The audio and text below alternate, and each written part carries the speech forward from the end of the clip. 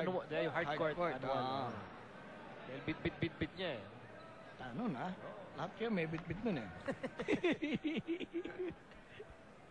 So itong si Hugdatan is 1 out of 3 from the line.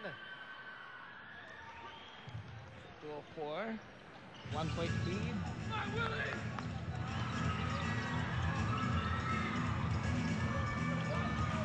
Score is 30-27 and here's a conversion para kay Kirby Raimundo.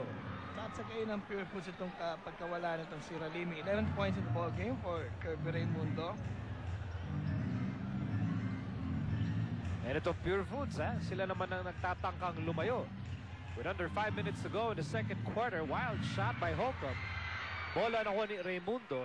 And now here comes James Yap. James Yap on the move. James Yap to Villanueva. Villanueva loses the ball. Picked up by James Yap. Yap fires and misses. Tulakan sa ilalim. It will go against Alaska. Kita-kita mo naman yung bigtad eh, no? Siyempre, Cariaso.